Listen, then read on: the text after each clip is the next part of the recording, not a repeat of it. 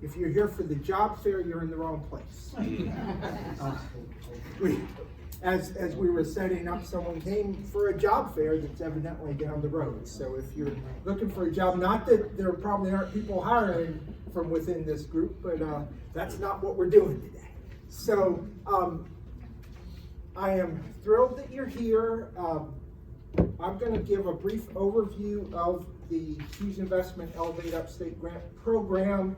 We'll hear from Phil. He's got to kind of scoot out to other things going on, so we're going to but we appreciate him being with us, and we'll go on through the program today, but we hope to have you out of here probably in an hour, a little more than an hour today. Our purpose is, for those who aren't familiar, the Elevate Upstate Grant Program started as part of 10 at the Top actually almost a decade ago. 2013 was the first year that we awarded the Elevate Upstate grants. So we started the workshop about 5 years ago because we thought it made sense to give an opportunity for folks to better understand what this specific program is about, how it fits or maybe doesn't fit for certain organizations or opportunities. And I think it has helped, hopefully has helped those who apply each year to better understand kind of what the purpose is and if you're a fit. Because those of you like us who are nonprofits know that there's lots of opportunities and grants and things out there, and some are a great fit for your organization and others are not. So that's kind of the purpose of this program.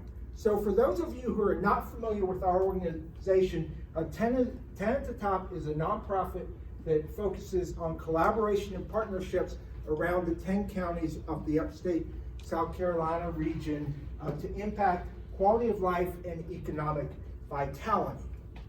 And we have 5 what we call driver areas. They're really the areas that we focus on: community vibrancy, economic and entrepreneurial vitality, human potential, natural beauty and resources, and sustainable growth.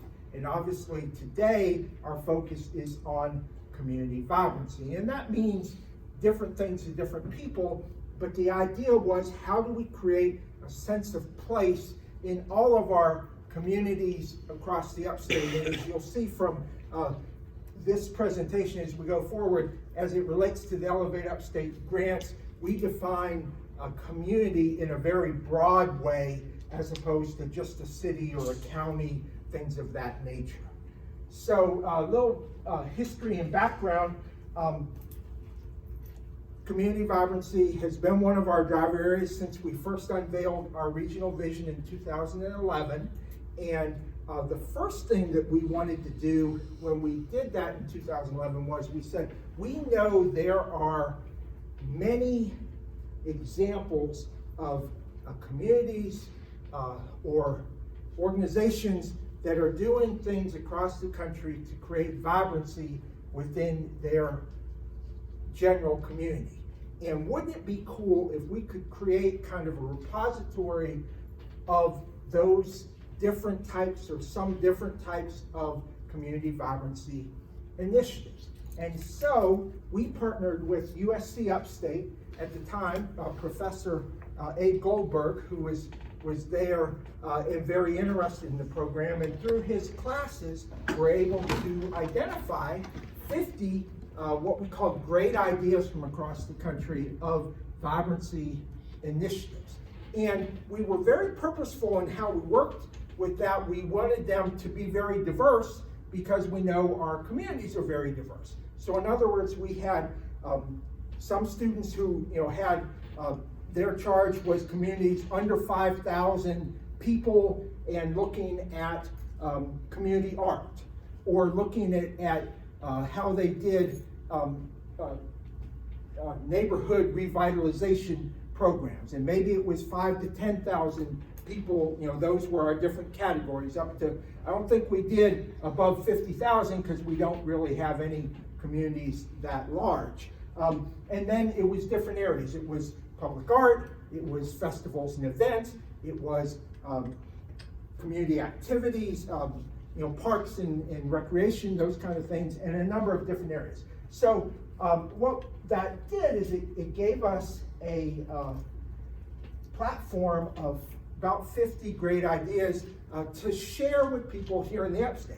And then our second idea with that was, okay, once we got the 50 ideas, let's bring some of those folks here to the Upstate and have them share with us how they created their initiatives, what they did. And so we actually, in May of 2013, had a 2-day program where we brought in 10 people from all over the country. We had somebody from Texas, somebody from California, from New York, a number from here in other parts of South Carolina, and we heard from them, and it was a van tour.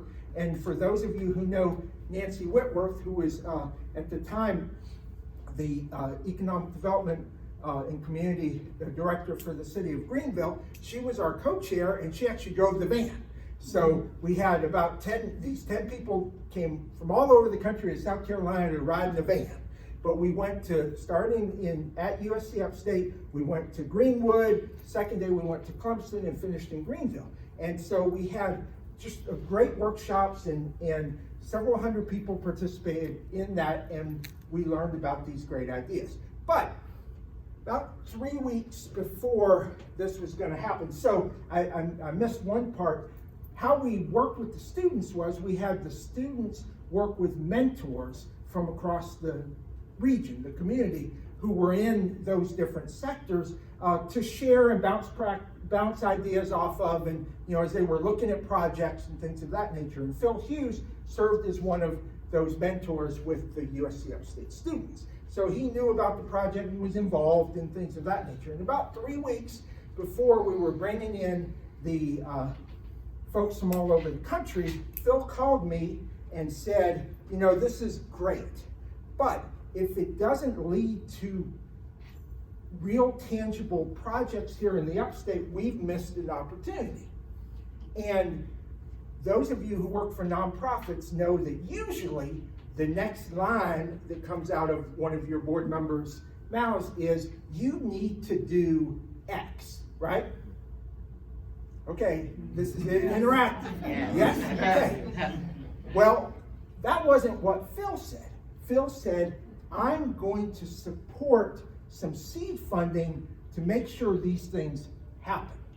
So within a day, he and I met, and we came up with, now even a decade later, is the Hughes Investment Elevate Upstate grants. And so, it is really cool to see things that now have been a decade ago that we were having the conversations still have value and fruition and are going even further today. So, and I'll share some of that in a minute. But I know Jonathan's going to talk a little bit about this book. It is on our website. If you are looking for ideas for your community, even though these ideas are now a decade old, they are still some really good ones, some of which you'll see have been done as part of initiatives here, and you've probably seen in other communities. So I still think there's value to that. So what is the Hughes Investment Elevate Upstate grants? We award 2 or more every year. We'll talk about this year. We are actually awarding 3, and we'll talk specifically about that in a little while. 32 have been awarded to date. And the way that works is typically there are at least 2 each year that receive up to $5,000 or $5,000 in funding. And then others have received $1,000 or $2,000 depending on the year. We have pretty much decided, because of doing the 3 grants this year, that we are probably not going to do a consolation prize award this year. We just feel like while that has worked in some initiatives, we just think there's a greater bang for the buck for doing 3 full grants, right, Phil? So for this year, that's what we're looking at.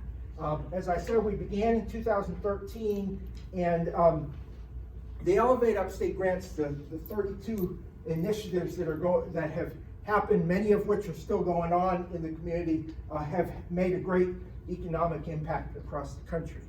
Phil, I used to put up here the amount of money that Phil has donated, and he said I can't do that anymore.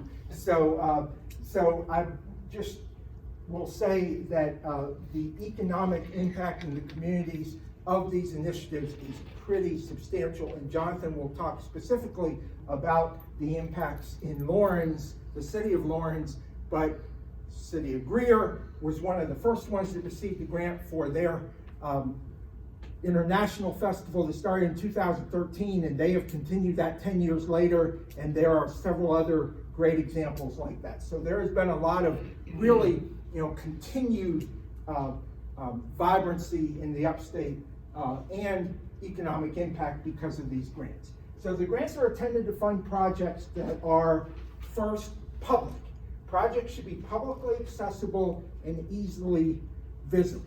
So in other words, if this is something, if you have a VFW and you want to have, a mural in your VFW, that wouldn't work. This is for, something that has, more of a public visibility. Second, it needs to be a new project. When we started this a decade ago, the idea was to be seed money for new things.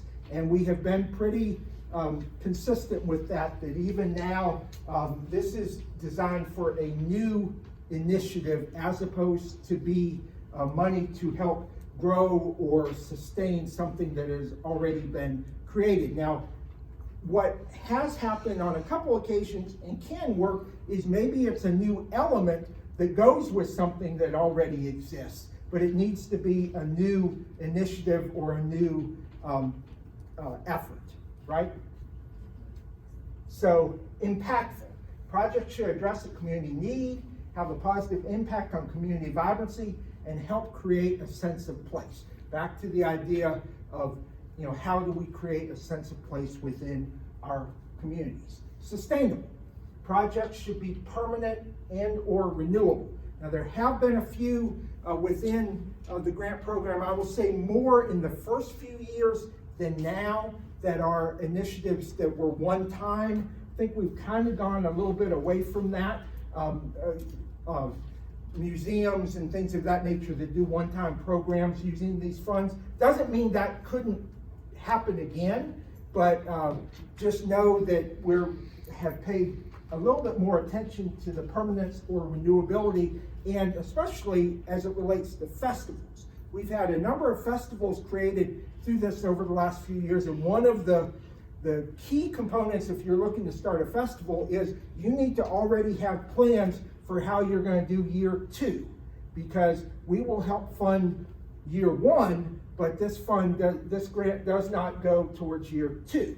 So in your application, if you're applying for a festival or an event of some sort, you need to already have a sustainability model for how you're going to move forward with funding for the second year.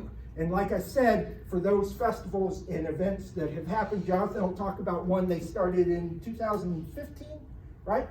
Mm-hmm.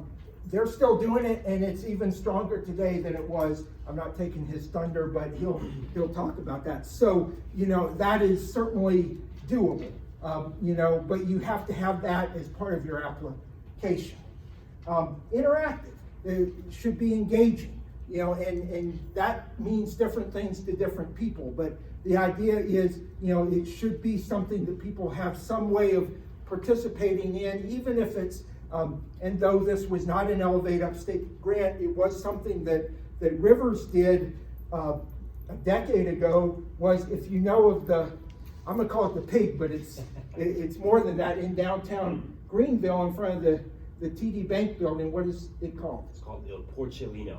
Yes, the Porcellino. I'm sure everyone has seen it, right? Well, you can rub its nose and, and put a coin in, right? Mm-hmm. And so there is an interactive nature, and Rivers did that when he was in high school, created, the funding to bring that happen. So it is technically an art piece that is sitting there in downtown Greenville, but it has interactive components. So, art and things have one of the first grants that received was 3-part art in Seneca. And they had, one was a mural, one part was their cast iron cats that they still move around to different places as a scavenger hunt, and the third part were benches. So, again, things that have an engaging or interactive component for people. So, just about being creative when you think about how to engage with people. And then beautiful. Projects should be enticing and exciting. I mean, I don't think any of us are trying to create anything ugly, so that makes a lot of sense. Implementable.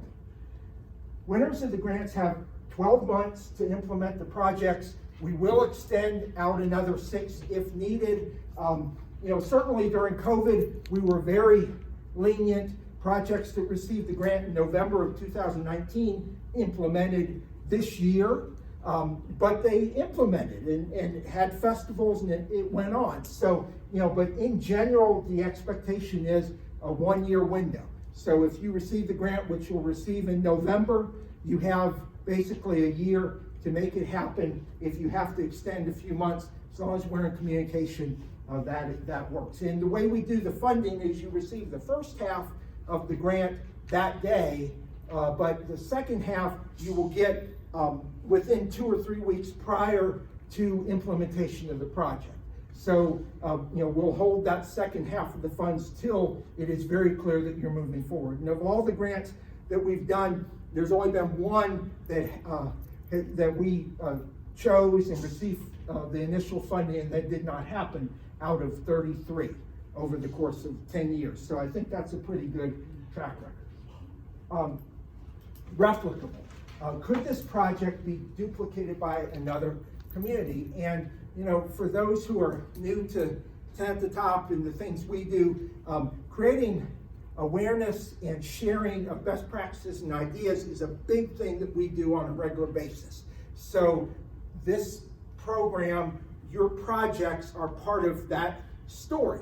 And we have invited, of course, Jonathan and then others over the years who have received Elevate Upstate grants to share about what you're doing with other people. So if you receive the grant, we would hope it is something that can be duplicated, and if we ask you to be part of a program or a workshop or something like that, we would appreciate you being involved so things can be duplicated across communities.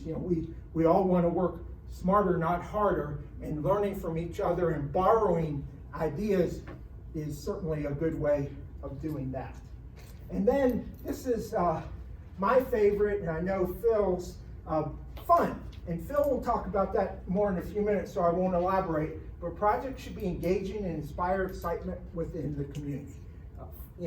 That's what we want for everything we do, right? Especially in the work you all do. And so I think that one, I will tell you, that's a big part of what the committee looks at is it cool? Is it fun? Is it something that people can enjoy? So some examples, and I won't go through all of them, but I did mention a couple. This is the 3-part art in Seneca.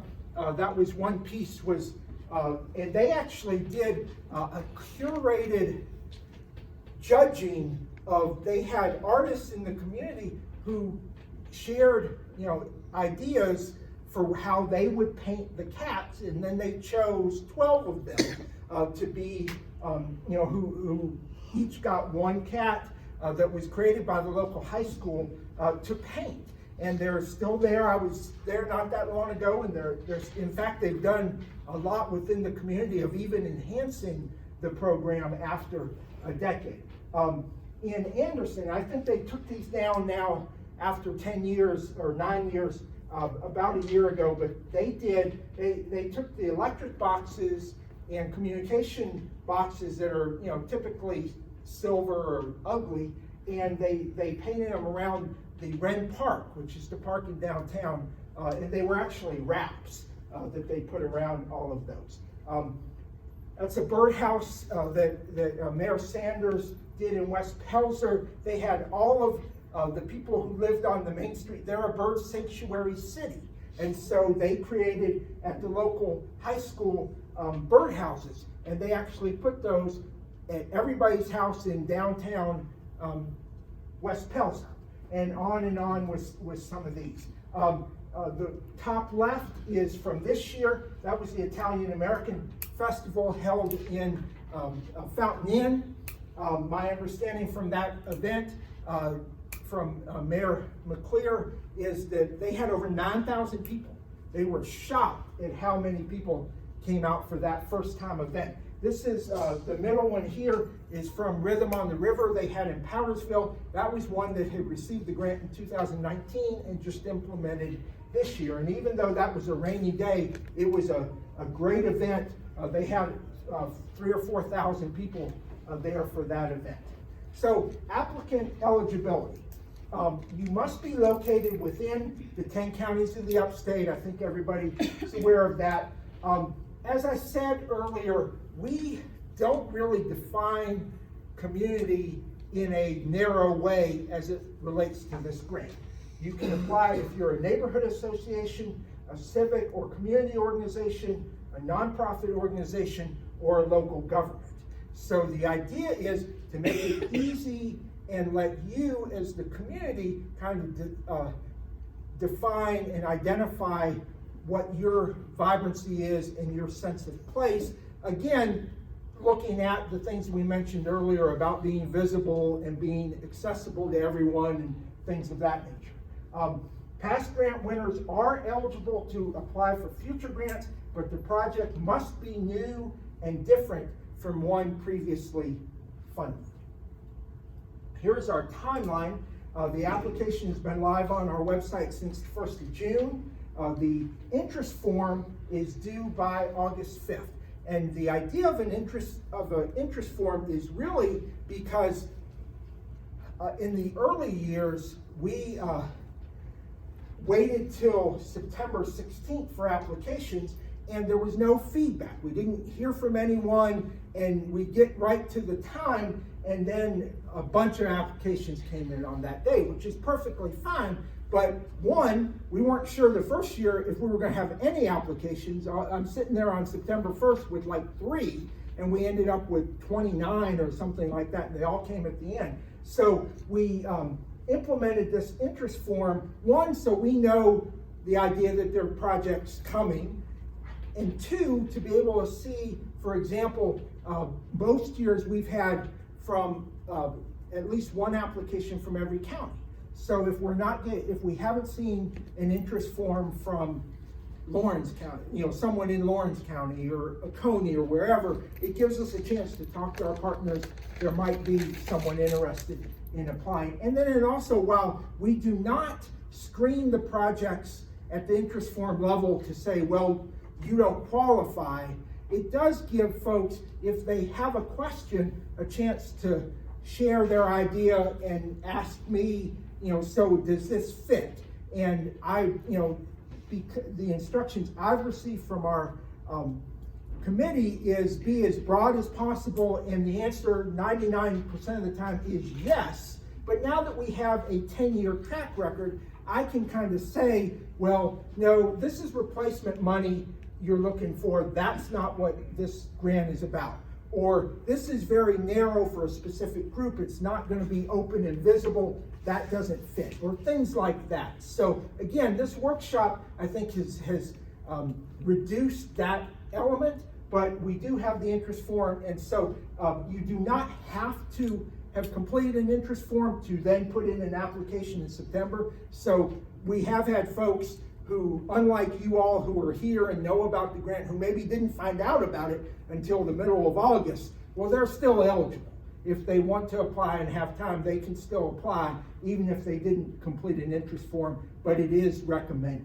Then the deadline for the applications is September 16th, and the finalists will present at our Celebrating Successes event on November 16th. I mentioned about the initial interest forms. I think that's pretty self-explanatory. And then the application and interest forms are all on our on our 10 at the Top website /Elevate Upstate Grants. If you go into current initiatives in the pull downs, there's one for Elevate Upstate, and you can find all the information. Riley, our intern, who you met at the entrance, and I I thought she was in the back there, has updated everything. So all the forms, all the information is on there. We have made it a printable PDF. So I know at times there have been people who've had trouble with that. So if you do have trouble, let me know. But for the most part, we try to make it very easy. The whole idea with this, from the very beginning, Phil said, don't make something that's hard. Make it very easy. And so you'll notice this form is designed to be user-friendly. And the information we ask is designed to be user-friendly. This is not a 40-page federal grant. This is a whole lot easier than anything you've ever tried to apply through the federal. I spent 2 hours doing our SAM renewal last week. If anyone's done that, that is a pain in the butt. You know, so this is not hard. This is pretty easy.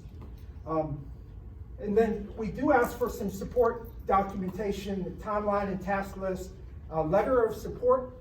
Letters of support is always good. We're about collaboration. So if you've got other partners, that usually plays very well with our judges. And then, you know, brief bios of who's involved always helps. And then a budget. You know, some projects, this is a $5,000 grant. Some projects have been done for $5,000. Some have, you know, taken this money and found matching money, or maybe another $1,000 from their local community or something else. So the amount you're getting for this is only going to be $5,000 max. But if it costs more, you need to show how you're going to support the other. I will say, if your budget for your initiative is $100,000 and you're applying for this $5,000 grant, you will not get it. Is that fair to say, Phil? 99. 99% of the time. We will consider anything. Yes, we will consider. They will consider anything, but in general, the idea is to help those who need help to create something, not those who've already got 90% of their funding secure and just need one more group to add to the list. Is that fair to say? Okay. So the judging panel I mentioned, it's Phil and then Ingo Engelmeyer, who is actually a founding board member of 10 at the Top, and then Mayor Roberts from the city of Anderson. And they meet, and I will tell you, they are very diligent and very serious about this grant. It is important to them, and they do a great job. They read all the material. I will be very honest, I don't typically read all the material every year for every grant application, but I know they do. And it's a lot. It takes several days, but and then when we meet each year, they rank them and they do a wonderful job. So it is very important to them. And while we try to make it easy for you all, you know, you need to tell the story of why you and your project deserves to receive the grant. And they look at it. It isn't something where you give them 15 pages and they look at one paragraph. It doesn't work that way, right, Phil? Okay. So at this point, I was going to turn it over to Rivers, but instead we're flipping the program, and I'm going to turn it over to Phil. Thank you, Dee. Thank y'all. Sorry I need to leave. The world keeps going on. As we all know, it's a crazy world out there. But I appreciate Dean going over so thoroughly everything that we're trying to do. And I really want to thank y'all for different reasons, not just being here, but taking your time to be here. I don't know y'all don't know me, but y'all are what make this area great.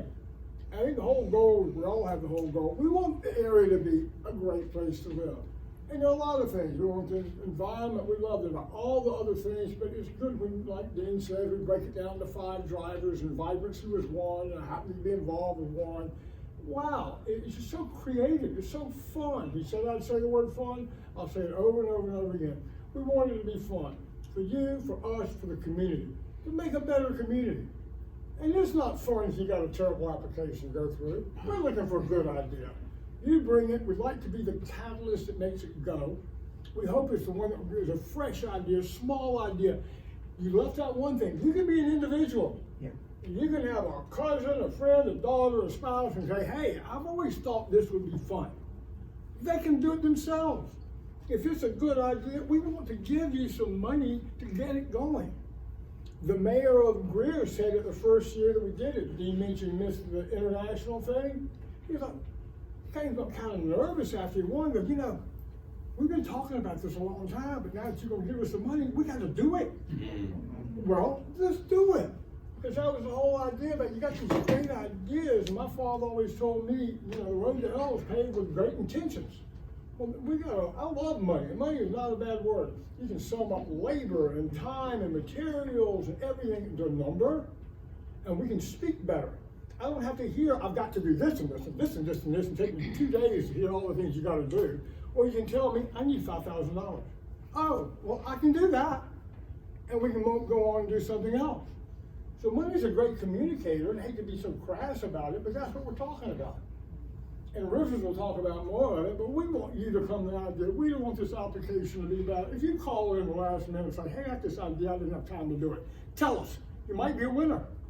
We want to make it easy for you, because we want to bring this vibrancy to the community, and we want people to love Greenville and the Upstate and all the counties around. Having said that, I'm a developer that's about to start a no-growth society. We're getting kind of full around here, aren't we? It's amazing how good we are. People are starting to figure it out. Well, let's not stop being the best we can be. And let's keep doing this. I can't believe it's been 10 years. We thought, okay, we'll do this a couple of years and run out of ideas. Well, the ideas keep coming. And they can be anybody, anywhere, anything. So I'll let Rivers talk about Bridgeway Station, a development that we dressed. I mean, we're in the dirt all day long. We're trying to do something unusual in the city of Malden. The mayor's here. We got from Florida, from Georgia coming up, moving to Greenville, help the city of Malden. There are all kinds of things that are happening. But as Dean mentioned, we've given up to $5,000 before. Well, we did 2 every year at $5,000, fully. But sometimes we do another at $5,000. Sometimes we do 2 or 3 at $2,000 or something. It was a mixed match. And nobody ever knew. I think it created, we've done it so long, some expectations that, well, I may not get 5, but I'm gonna get something. And we're trying to clear the deck and do it a little bit different. There will definitely be 2 $5,000 winners, and there'll be a 3rd winner. And the 3rd winner, we want to do it at Bridgeway, that next year we should be funding Rivers and talk more about that. But Bridgeway is a big development that we're doing. It's all about vibrancy. It's right back to fun. If you got a fun idea, let us know. Not to step on any toes from the past, but it might be a little bit. We don't want to read an application that says we need a new sign for our thing over here. We get some that are, they're hopeful, I'm sure. They've got to do great things, don't get me wrong. But we're looking for that thing that helps you get going, and hopefully it can continue on year after year, or whatever the case may be, and it can grow. Back to the one in Greer, we understand thousands of people come, they have sponsors all year long. One time, they got $5,000, now they got a big annual event for their international festival. What a great thing. And I don't mind, I mean, step out of bounds a little bit. You got a craft brewing thing that people enjoy. I mean, I enjoy a nice cold beer, especially on a hot day. It's just fun. No magic, don't make it hard.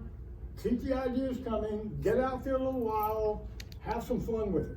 And we can have some fun, and then we let everybody else have some fun. Now we're doing what we want to do. We're glad to take a question or 2 if I can. They can answer everything, but I gotta get back to work. Anything? Any questions for Phil? Comments, questions? Thanks, y'all. Thank you, Dean. Good summary, very good. Dean has been fantastic. I mean, he makes it so easy, and it really is incredible. And we do hope that this will, to spread it. Everything's about sharing and working together and having fun. So, I carry this everywhere. I don't always get to it the first time, but I will call you back. You have any questions, Dean usually answers them. We're open book, open heart. We love the community, and thank y'all for taking your valuable time to be here to hear how to do this. So I hope it's a little bit of inspiration, and we look forward to having a non-COVID good future and a lot of vibrancy. Thank y'all. Thank you. Thank y'all. Great. So as was mentioned by Phil, this year we are doing a little bit different. We are giving 2 grants that will be in any community, and then a 3rd grant that's going to happen specifically at the new Bridgeway Station. So let me grab the remote here. And Rivers is going to share a little bit about, you may have seen it on Highway 385, the construction and stuff that's going on behind the Charter building, right? Charter, yeah. A couple miles, on the way to Clinton and Lawrence, that way. We felt like this, with that getting ready to come out to the community, it really was ideal as part of this grant process for this coming year to have one dedicated to Bridgeway Station. And none of us know what that's gonna look like yet, because it's really up to you all and others who apply. But I asked Rivers to come and kind of share a little bit about Bridgeway and what they're doing. And if you're if you have your specific city or county or community, then you probably want to do something in your community. But if you're an organization or something that maybe has or an artist or things like that who has the capability of moving and doing something, it doesn't matter where it is, then Bridgeway Station becomes an opportunity. So, in the past, typically we have 5 finalists for the Elevate Upstate. At this point, I don't know if we're gonna have 5 or if we're gonna have 5 for the one and 2 for the other. We have not decided.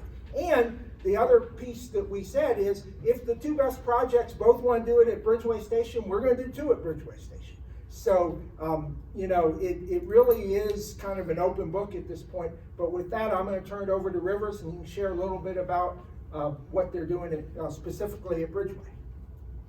Thank you, Dean. Appreciate it.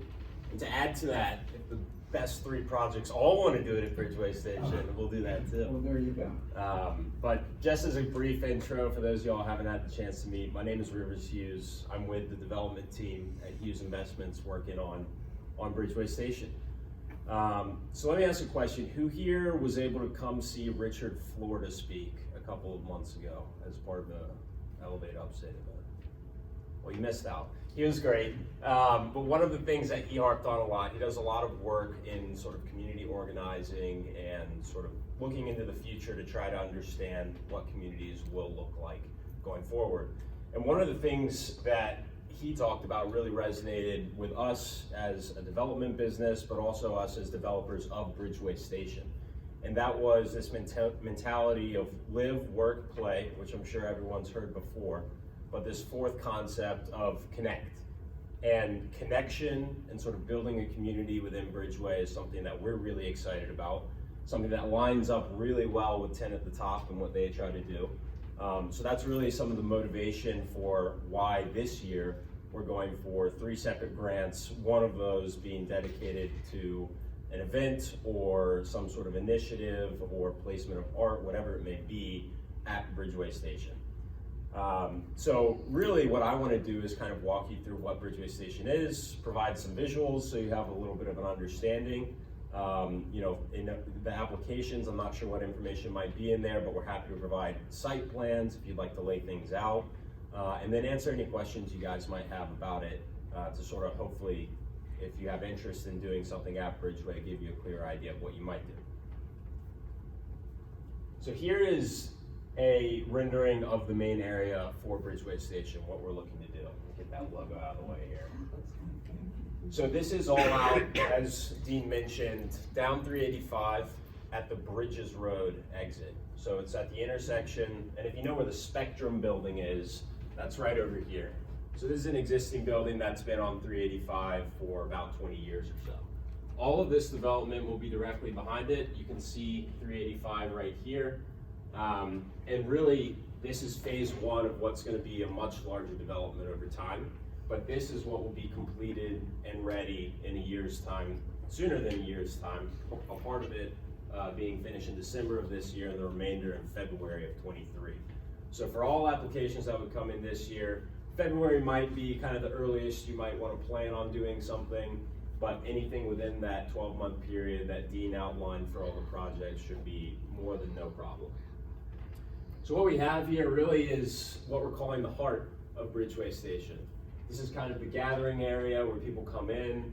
You'll come off Bridges Road, kind of over here if this site were to be extended out. You'll drive in on our main boulevard, coming straight through the plaza here and up crossing Main Street, where you see these 2 buildings over on the right. What this will consist of is a combination of commercial, retail, restaurant spaces, and apartments. So we're hoping to really build an existing community within Bridgeway before any of your projects would even take place there. So to talk more specifically about what we're showing right here, down here you have what will be a retail space. It's currently vacant, but we're working on leasing out the bottom floor to hopefully a restaurant user, and the top floor either the restaurant, bar, or some other sort of dry goods retail space. Everything else you see to the right in this plaza area will all be common space. So this tower here will be common for public use. All of this piazza area. You have actually behind this tower, you can't really see here, will be a performance arts stage. So we'll have a large backdrop, sort of all in this Italian, medieval, ancient style, where we hope to host performances, whether that be theater, musical performances. We'll have a large outdoor TV screen, similar to what you might see at Yeehaw Brewery, if you guys are familiar with that. So hosting events where we might show sports, things along those lines. And if that would be something you want to integrate into an event or anything else you might do there, that is more than doable as an option. Elsewhere within this common space, we have this building over here. We're calling this the train station because it's modeled directly after two buildings actually, but this big tower here is modeled after the old train station in downtown Greenville, where you can see where the bus station is now. That is what used to be there, or a very close rendition of that. And then the other building that it's modeled after is the White's Pavilion in downtown Greenville. So this will all be open air space right there that will connect to the piazza and hopefully create a really engaging space where people can be in and out all the time, both from this building into the piazza and then also in and out from the retail spaces that will be along here. Now, some of the tenants that we do have signed up here are not public quite yet, but I'll kind of allude to what we do have. And here, this entire space will be filled with food options for people who are at Bridgeway Station. Down here will be a bar, beer focused. Up above that will be a fine dining restaurant. Here you can see, and this orientation has changed slightly, but this is a pool that primarily serves the apartments, which will be over here and back here actually. They'll have access to that pool, but also something that we'd be willing to have at least a discussion about how that might be used for an event or anything else that might happen at Bridgeway Station. Over back behind this tower will also be a bar area for one of our tenants who will be operating there. And then all along here, you'll have different restaurants, bakeries, cafes, coffee shops that'll all be operating, as well as a gym space in the backside of the building. All of this 6-story, apart from this bottom floor, will all be apartments. So 163 units in there, with this other tower building back behind it having an additional 27 units. So again, we're really hoping to have an existing community that you can engage with, as well as Greenville County, all the other surrounding counties, to hopefully pull them in and have something really special within the area. I'll go through a few more images here to hopefully sort of give you a sense of what we're looking at, and then also have a video that will show you where we're at today. So this is just another angle, again, coming from this direction into the site, big public use area here. This is sitting up on the restaurant on the second floor, so the one that I circled right here, to give you a little bit of a view down over the plaza. Here it's not designed out, but this is where the stage area will be. It'll cover all of that, up about 2/3 on the Spectrum building behind it, and then have a TV screen right in that area right there. This is some sort of back area, so a little more intimate. And this is our Main Street area. So this is taking a look from the large apartment building on the ground floor and looking across where this tower building over here is additional apartments with retail on the ground floor, and then additional retail in this building here. This is a view from the other side of the street, that same Main Street area looking down. And one thing that will be really special here too, unfortunately probably won't be ready by the time we would have an event there, is another user that will be at the end of Main Street here, called Synergy Entertainment. Think sort of a Dave and Buster's, a lot of different activities that go on there, including a movie theater, or 7 movie screens that will be there, in addition to bowling, gaming, other activities within the center. So something in the future maybe to think about too, that might be engaging. This is another view looking down Main Street here. You can see the piazza over here, and this is the train station space that's under construction now. This is another view up on the bridge over Main Street. You can see the train station over here. You would come across this bridge to get to the pool on the second floor back in this direction. This is a great view from where the stage on the piazza will be. So we're sort of on the right side of the stage now and extend all the way down this way. You have a great view going up the entire piazza. A lot of good gathering space here where you can do tinting, you can do any sort of congregation here for something happening on the stage or something happening in train station back here, or even something happening across the street here. So this green space that you see in phase one, unfortunately, will not be green space. This will actually be parking, but hopefully that will provide ample parking for different events that we would have, and also an additional space that could be used for events or any other sort of initiative. This is a view of the pool up on the second floor of one of those buildings. And then another shot just looking down Main Street here. One other thing, and I've completely forgotten to mention this up to this point, but Swamp Rabbit Trail is going to connect to Bridgeway Station. So that's something we're really, really excited about because there's so many different things that you can do with that. People in Greenville really love to use the trail, and having that as a feature will be something that hopefully brings in a lot more interest and people into the area. So this construction has started now, at least on the piers on either side of I-385. So if you drive by, take a look for that. But this bridge will come straight over 85 from Malden High School side and come directly into Bridgeway Station development. So you'll be able to walk across that, take a 1.5 minute walk up the street, and you'll be at our main area, sort of the heart of the development that we've been looking at just now. There's another view of it going over 385. And this is some of the construction going on now. So this will be kind of a live look at where we are as of, I believe, a week and a half ago. Get the video to play on here. Is that a totally pedestrian bridge? It is, pedestrian only, that's right. There we go.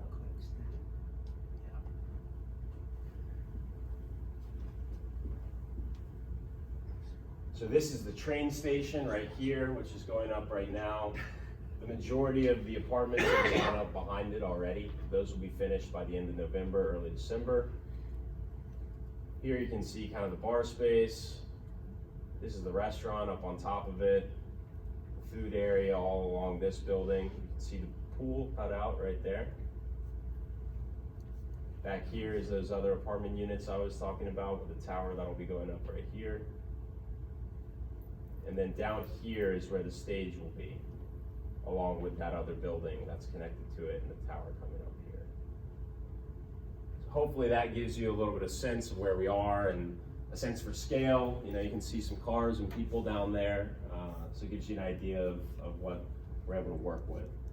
Outside of this area that we're developing here, there's obviously a lot of existing activity in the area too. You've got Spectrum, which I've mentioned right here, been there for a long time.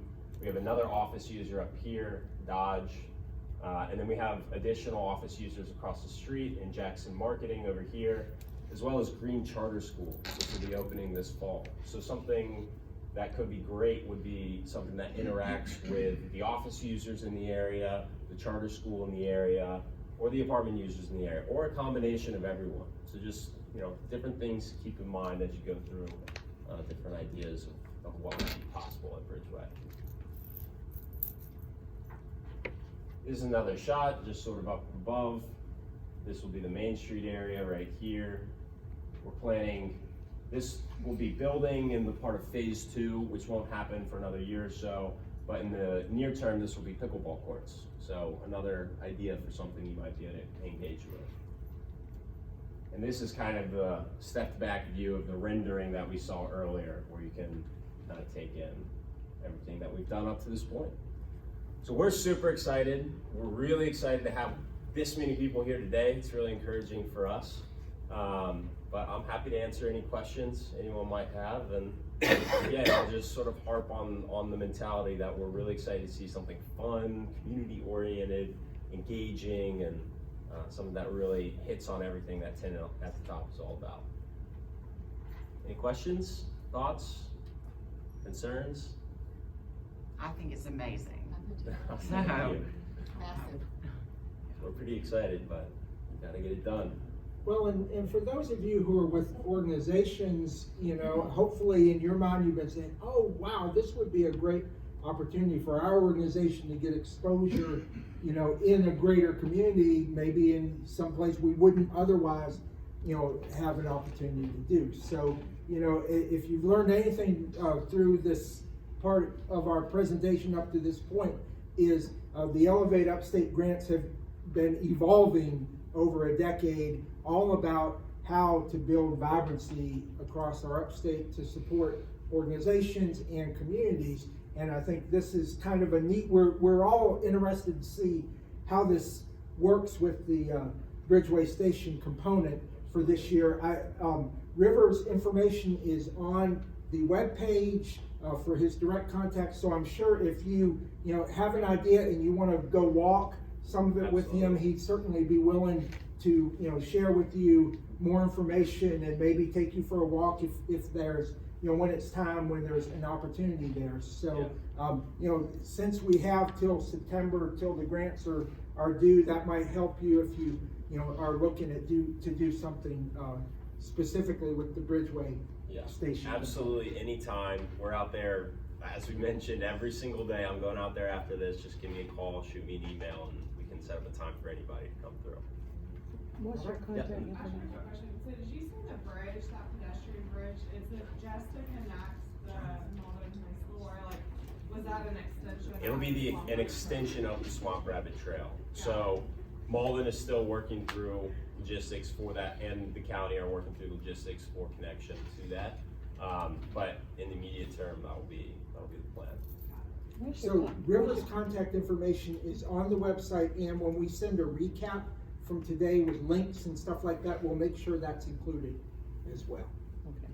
And if helpful, I can provide everything I showed you guys here and for application package or whatever else. Well, and we are videoing today, and it will be on our website, and all of the presentation and everything will all be on there as well. So if you think of something later today or tomorrow or in a month as you're working on things, you can certainly reach out to Rivers or to us.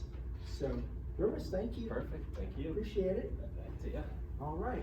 So we wanted, as we move forward, to share an example of a community that has utilized the grant opportunity over the years to be successful, and there really is no one who's done a better job of utilizing and seeing the benefits and the opportunity associated with the Elevate Upstate grants than Jonathan with Main Street Lawrence. And we mentioned that you can receive the grant multiple times. Jonathan has actually received the grant 3 times for 3 very distinct projects, and he'll talk about each of them today and how they have fit into their strategy in Lawrence. So with that, Jonathan, I'll turn it over to you.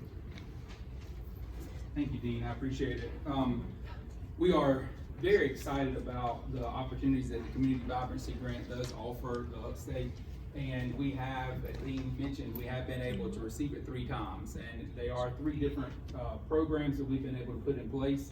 But I want to talk just a little bit about community vibrancy.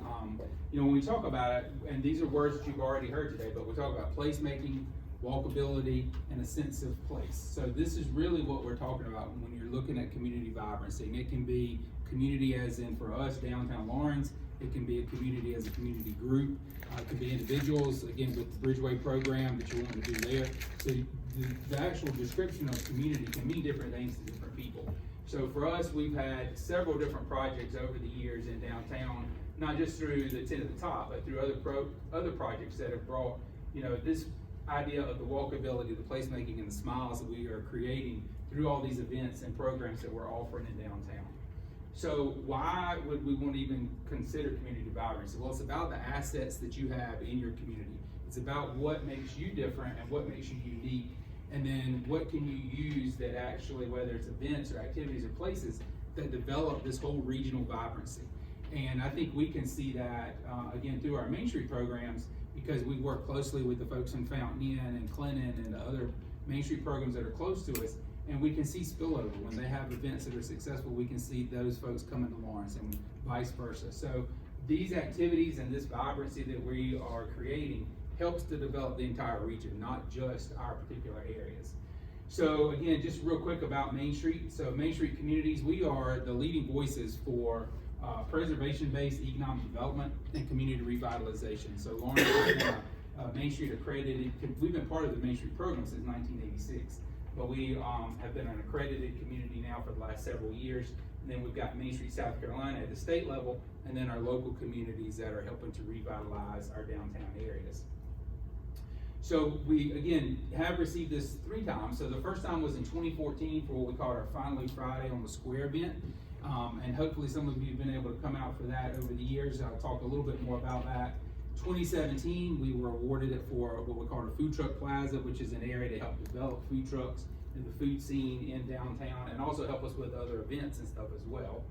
And then in 2019, post-COVID, we were one of the ones that got the grant, and then COVID hit, shut everything down. So thankfully, Phil and Ten to Top were willing to let us extend that. So we were actually able to finally get that event this year in May. And so we were extremely happy about that and what it meant. So I'm gonna go through these one at a time just real quickly. It's Finally Friday. We developed this to focus on Lawrence. So we really wanted to try to feature more local acts for that. And we've kind of grown this event now. It's sponsored by the City of Lawrence, Lawrence CPW. We also have a new sponsor in downtown, which is called Palmetto Brothers Dispensary, which is our tap room, this in downtown. They have really jumped on board with this and allowed us to grow this event that was a once a month program for Main Street. When we were awarded this, we brought in a live band. At that time, we weren't even doing food trucks. Food trucks weren't really a thing at that point. But we had our local restaurants open, and it's just continued to grow since 2014. So now we do live music, and that was for I think 3 months out of the year that we were doing the Finally Friday. Now we start in March, and we have live music, food trucks, other activities going on every Friday night from March all the way through September. We still carry it into October, but we do a little bit different, where we may do live music or we may do live movies in the downtown area. But the dispensary, when they opened, they were like, we really want to have music every week. And we were like, we do too, but we can't afford it every week. So we need those partners. So they've actually joined with us now, along with the city. So they're booking most of the bands for us. And then we're helping bring in the food trucks and the other activities. So in 2014, again, this event has grown from once a month to an every Friday night event. And our budget has grown from $5,000 of the 10 to the Top grant to over $25,000 that's being spent on this event now. And that's an awesome return on Phil's money that he's given to this to our organization and to Lawrence and the entire community. We have focused on arts and entertainment as one of our strategies for rehabbing downtown, and this certainly plays into that. And you can see from this picture the Smiles eating ice cream out on the square during one of the events recently.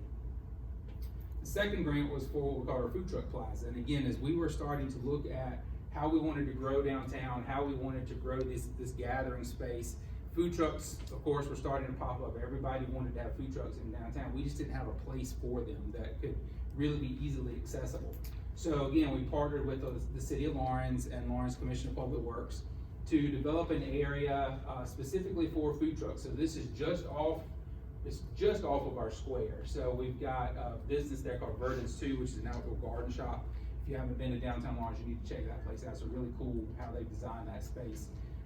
But right outside there's an area, it's almost pie-shaped, that the city owns, really of honestly no use much to the city. So we paved that area, we put in power and water, so now we can have food trucks. We've got several picnic tables, a large umbrella covering that. There's additional parking just to the right of the screen over there that can be used for burdens when they're open and they need spillover, for our special events downtown, and then when we have food trucks. So now we have at least 2 food trucks that are there almost every week. Paul's Barbecue is there almost every Thursday or Friday for lunch, and then we have another one that's actually doing salads that's there most every Thursday. So it's been popular. We've had food trucks use it periodically over the years, and we help schedule that so that we don't have 10 food trucks all show up at one time. But what this has also done is this has also grown the food scene in downtown Lawrence. So again, for these Finally Fridays, we now have 2 to 3 food trucks every Friday night that want to come to downtown Lawrence because of what's happened with this food truck plaza and the excitement here. And all of that's from the $5,000 Tent to Top grant. And it's snowballed its effect into the economic effect that it's had in downtown Lawrence. This space is also right next to, it's called Elite Home Care. So it's sort of like a senior adult daycare kind of thing. And they use this area.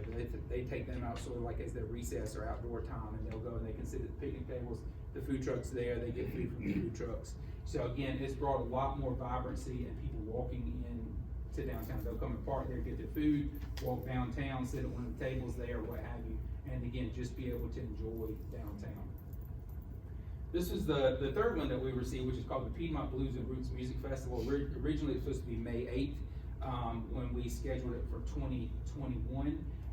This was developed, though, to create a rich history about what Lawrence has in Piedmont blues music. So we have 2 people in particular from Lawrence, Gary Davis and Pink Anderson, who have been have had a huge influence on modern day music. Pink Floyd got their name Pink from Pink Anderson, who's from Lawrence. So we have those connections. We actually had people, still have people today that come to Lawrence from Great Britain that are studying Pink Floyd and find out that connection, and they would come to Lawrence and there was nothing there about any of these people. So we wanted to educate our community, but we also wanted to educate the Upstate about these important people that were from our area and the type of music that's still being performed. We have a young man in our community who studies this music. He travels around playing the music. So he's been on board since we first discussed this years and years ago about having this. Our ultimate goal, though, again, goes back to community vibrancy, arts and entertainment. We want to develop some sculptures with Pink Anderson, Gary Davis. We've incorporated them already into some murals that are in the downtown area. But again, it finally happened this year, May 14th. So this is sort of our list of what we had going on. On the main stage, we started at noon and went until 10 o'clock at night, and we had artists from around our area, but then we had them from Georgia, North Carolina, Tennessee, and our evening event, sort of the headliner, was Joey Say, he is from Chicago. So we flew him in from Chicago for the event, and it turned out to be a really nice weekend. Again, people learned a lot about blues music, and it's not your traditional blues music. Most of these people are single or duo acts that perform on our stage downtown. The city got involved, and then they started thinking, well, you know, if we're keeping it, we want to try to keep it with blues. We want to kind of keep it that same kind of feel. We already do a barbecue festival in October, so what can we do? So the city decided to do a biscuit bake-off competition, and that was started from our mayor and the mayor of Fountain Inn and a couple others. During COVID, they would post pictures on Facebook of their biscuits and stuff they were baking in Cafe Corona, is what our mayor called it. So we said, why don't you do a competition with the community and or some of your mayor friends to see who bakes the best biscuits. So we had that morning. Then one of our local restaurants that does breakfast did a biscuit eating contest to see how many you could eat. We had a guy eating 6 biscuits, and the biscuits are like that big, with nothing to drink, 6 biscuits in like 2 minutes. So he won a hat and an apron for all that. But again, just bringing more activity, more fun to downtown, and how we could add to the Piedmont Blues and Roots idea to create a whole festival around it. So we had a cornhole tournament that was actually put on by the Rotary Club. Then Main Street did a bourbon tasting because we figured bourbon and blues goes really well together. So we partnered with a local package store to provide the bourbon. We had 3 bourbons they could taste. That was located inside one of our businesses. So again, we brought the people to downtown, and then we specifically got them to go into the businesses where they could taste that. And then we had a craft fair that happened all day long. And again, we tried to keep it as not period accurate, but we tried to be specific about what type of crafts and things we had. And again, it turned out to be a huge event. Everybody really loved it. Had a great time, and we're looking forward to next year. It was hot as it could be in May, so you're welcome. We apparently brought in the hot weather, but a great turnout for that afternoon and evening event that we had. 1,500 people at least were in attendance there, and again, had artists from as far away as Chicago that flew in for the event. And we're still getting comments about that event today and how much people enjoyed it. And again, the people that we had visiting for that event were from out of state that had come in, that had heard about the event going on and came in and got hotel rooms in the Upstate and came to the downtown Lawrence for the day. So we really appreciated that. So we, you know, again, since 2021, this is how we look at it too. It's not just it's not just making community vibrancy, but we're using that as an economic driver for downtown. So in 2021, we had over $1 million reinvested in downtown. Downtown Lawrence really took off about 2018, 2019. We were putting these things in place, and all of a sudden downtown just kind of exploded. And so now we have developers that are coming, looking at buildings. We have a very, very low vacancy rate right now in downtown Lawrence. We have one building this year that just was completed, and that one project alone was $2.5 million in renovations. So we're super proud about that and what it means for downtown and for what it means for our local economy. So since January of 2020, when we really started looking at the food truck area and how that could help benefit downtown, we've had one new restaurant open, the tap room is open, expanded the coffee shop, which now has new owners, and we have 60 food trucks that are regularly in downtown Lawrence and providing food that we don't have in those restaurants. And also, to make mention, when we do special events like our Friday night events and we have those food trucks on hand, our restaurants appreciate having them down there because they know that, like our Italian restaurant, Roma's, he has an hour wait for food sometimes on Friday night because they are so busy. So he doesn't mind that we're bringing in other food trucks because that keeps people happy so they don't go and find out, well, we only have 2 restaurants and it's an hour wait at one of them. So that's actually helped our restaurants and helped bring more people into downtown. The tap room is also actually expanded. They now have a tap truck that they bring outside as well, so they have it inside. They have 6 different beers on tap outside, and they actually, you can rent them to come to your community too. It's called Licensed Ale, if anybody needs beer. Again, live music downtown now every Friday from May through September. We're having us bringing in visitors from out of town, and it's building this partnership with the businesses in downtown. Then one Friday a month, Main Street is sort of in charge of it, and we bring in the local car club does a cruise in. We do kids activities. We do some other thing, like in August we're doing what we call Sweet Tea Soiree. In April we do a wine tasting. So we try to do one larger event once a month that Main Street is actually responsible for setting up and all that kind of good stuff. Again, the effect that these grants can have. So these are 2 murals that we've done within the last 2 years. These were not, we did not apply for these for the Community Vibrancy grant for these murals, but these are a direct result of the grants that we have gotten because of the amount of vibrancy that we have in downtown and our focus on that. These are two murals. This one on the left is the most recent one, where we actually brought back the Dixie Home Supermarket was the original home of Winn-Dixie in downtown Lawrence, and that was sort of faded away, so we wanted to bring that sign back, and then we incorporated the flowers because that's Verdant's too, which has the flower shop and everything. You can't really see it in this picture, but what it also did is they wanted to have, so the square, our downtown is here, and you kind of looked over towards Verdant's on the corner, where there was no entrance, no way to get in their building from this side. So they actually incorporated a gate into the design of the mural. That's a sort of a Charleston style gate, but it was made in Lawrence. And so now they have an entrance from that side to go into their business. So again, you can see how these vibrancy ideas have actually had a positive effect on the economic development in downtown. So a few things. These are just some tips for you. First of all, and I don't have this in here, but Phil was mentioning that booklet from 2013. It's on the website, it's on the Tenant Talk website, and I encourage you to go and look at that. There are tons of projects in there, whether you get the grant or not. One of the first things we did, we sent 2 representatives to the meeting in Greenwood that they had back then. And one of the things they were doing was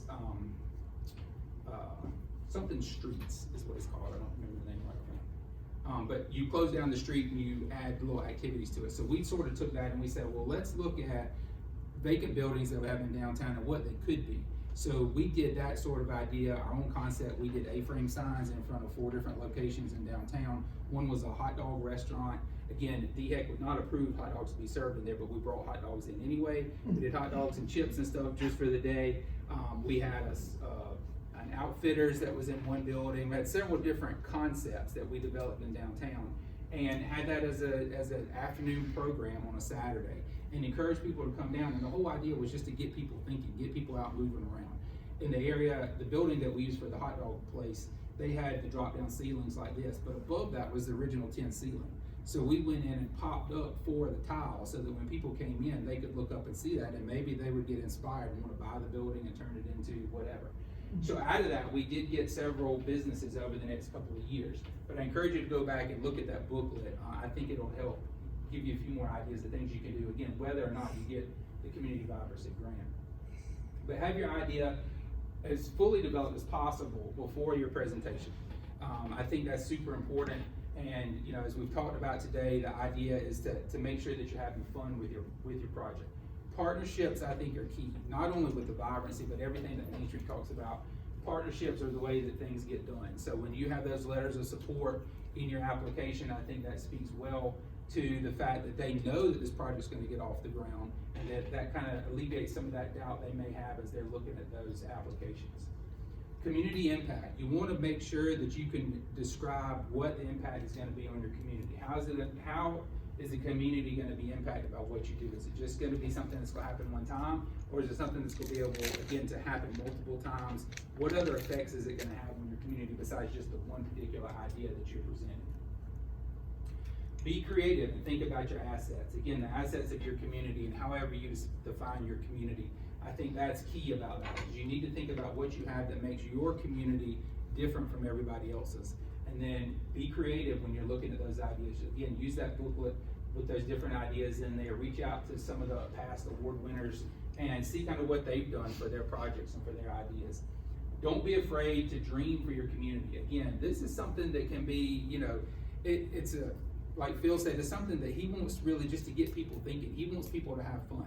So give it a try. You know, if it doesn't work out and it's not a 20-year festival that happens, well, that's okay. For the first 2 years, you brought in a lot of fun to your community, and I will guarantee that will have spurred something else to happen in your community. So don't be afraid to reach out and try something different. This is my big thing too, and this is just me personally. I've never talked with anybody on the committee about this, but have fun with your presentation. Phil has mentioned, and in the past has talked about having fun. This is a Community Vibrancy grant. So when you go in for your presentation, please do not just stand up there and just talk. Have something else going on. Have a really good PowerPoint with our Blues Festival. And I really like this idea, just because, not just because it was my idea, but I thought it was really cool. So we had the Blues Festival. I had the young man in our community that plays blues music. So when we came in for that, I had him start playing, and he's up there in his costume that he wears, brought his guitar. He starts playing a traditional Piedmont blues music song, and as he gets about halfway through, I start talking about how much fun that is, you know, et cetera, et cetera. And then as I finish, he finishes out the song. So it wasn't just me getting up there and talking about Piedmont blues. We actually brought the Piedmont blues to the presentation that day. And we saw that last year with the Italian festival, that they brought stuff with them, you know. So make it fun, make your presentation fun. Again, that may or may not have any effect on the judges, but it has effect on people in the audience. So to keep them engaged, just make sure that you're having fun with the whole thing. So that's really, again, I wanted to go through this kind of quickly, but you can see this is a picture. It's not one of our award winners or anything, but this is from our July 3rd event that the city had last year. And then again, we just had our second year this year. That event, again, it has been brought on by all the vibrancy ideas and activities that we're doing in downtown Lawrence that are because of some of these grants that we've gotten. So we do a July 3rd event where we had almost 4,000 people there the last year and this year. We do fireworks, we do band, we do a light projection thing up on the historic courthouse there, which is really cool. So again, just us thinking outside of the box and thinking about vibrancy and making sure that people are having fun when they come downtown, and that helps grow our entire community and grow the Upstate regionally too. So if you have any questions, this is my contact information. Please feel free to reach out to me, and I'll stick around for a little while too. Great, thank you, Jonathan. Any questions directly for Jonathan? You know, the one thing I want you to notice from, you know, how different each of the three were, and they kind of built on each other of the three projects they've received. But, you know, the second one, the food truck, you know, if he had presented that as, we want $5,000 so we can pave a place in downtown, what do you think? You think your dad would have gone for that? Don't think so. Probably not. But he presented it as what it could be, as setting the stage for the food trucks and things of that nature. And I remember him and Ingo and Terrence saying how brilliant, not to swell your head too much here, Jonathan, but how out of the box, the whole concept of creating a place for food trucks that then can be in your community. And yes, it was really an infrastructure project, but the infrastructure allowed a vibrancy piece that is, as he showed, has really grown and continues to be a stepping stone for more things happening in your communities. So hopefully, as you're thinking about projects and about things that, opportunities, you'll see that, that 1 + 1 doesn't always equal 2. You can go in different directions, and things can really help elevate opportunities in different ways. Did want to mention, and he mentioned it as well a little bit, that one of the great things about the Elevate Upstate grants with the process is it gets you thinking and growing, and as Jonathan suggested, have your project pretty developed when you complete the application in September of this year. And so we only award 2 or 3 grants each year, but what has been really cool is that there have been a number of projects over the years that did not receive this grant, but the people who were doing them were so excited about the partnerships they've created, or that they liked the idea, that they found other money. Some of that money has actually come from people who were at our event and heard about it and said, we're going to support your event. The city of Anderson last year, Anderson United Way was one of the finalists, and they did not win. They did receive $1,000, which we said we're not doing again this year, but they got $1,000 from us. But the idea is they had to find other money to be able to do it. Well, by the time that event was over, they'd already got City of Anderson and a couple of businesses from Anderson all committed to do it, and they're doing that event. So, the point is, even if you don't receive this grant, hopefully it is helping you galvanize within your community what are your assets, what are things you can do, and then you can hopefully find other ways to implement projects and to grow the vibrancy within your community. So as we've mentioned a number of times, this process is designed to be as easy for all of you as possible, and hopefully you've learned something today that will help. All the information, as we said, is on the website. We will be sending a follow-up email that includes all the links, the dates of when the interest form is due in August, and then the application is due in September. We will announce the finalists probably in mid to late October, and then the event will be November 16th. And I want to share it for you all, because I've had people who have presented who had no idea. But since we're videoing, and for anyone who watches this or is here, there will be between 150 and 300 people at the event. Okay? Don't walk in thinking there are going to be 30 people, because someone last year thought that there was going to be 30 people there, and they were like, I got to get on stage. It was like, so don't be surprised. This is our end of year event, and this is kind of the linchpin of that event is the Elevate Upstate grant. But there are a good number of people. We hold it at the Greenville Convention Center. And as Jonathan said, it is kind of evolved over time. The first few years it was a speaker, and you're allowed 4 PowerPoint slides, so they do their slides, and that was it. And then one year we had a group from Greenwood that was doing, I think the first one, they did was the bees.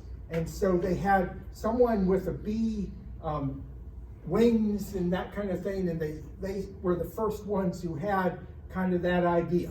And then we had the year that Jonathan referenced in 2019, we had the music, we had people with textile stuff, we had something around the train. No one brought a train, but I think It was the city of Clinton. the city of Clinton did a train whistle or had a slide of it or a video of a train or something. I mean, so it has definitely gotten elaborate. Last year, most of the Italian Americans in the upstate of South Carolina were there on stage. I mean, it was, I think Rivers and I were a little scared. But it was great. It was great. And some of the other videos you can see, you know, everything's on our website, so you can see those things. So it is really designed to be neat and exciting process, and hopefully implementation once the projects come to fruition. So last chance, are there any questions from anybody in the audience? All right, so application process, interest forms by August 6th, by the 16th of September, and we'll announce in mid-October, late October, the finalists, and then the presentations on the 16th of November. So again, Rivers, thank you. Appreciate you and your dad and all you guys do. I think the Bridgeway Station, regardless of Elevate Upstate, I can't wait. It's going to be awesome. But I really hope Elevate Upstate can have a piece there. Jonathan, always great to have you as part of this. We really appreciate everything you've done, and hopefully you all saw, kind of the mindset of how, little bit of funding can turn into a lot of success for a community. So thank all of you for being here, for your time. Riley in the back, our intern, raise your hand. Riley has done a lot of the work for this so far, and I thank her. If you have any questions or need anything else, you can reach out to me or to Riley. And like I said, we'll be sending out all the contact information, including Rivers' information, if you want to reach out to him directly. So with that, get a water and a snack on your way out, and enjoy the rest of your afternoon.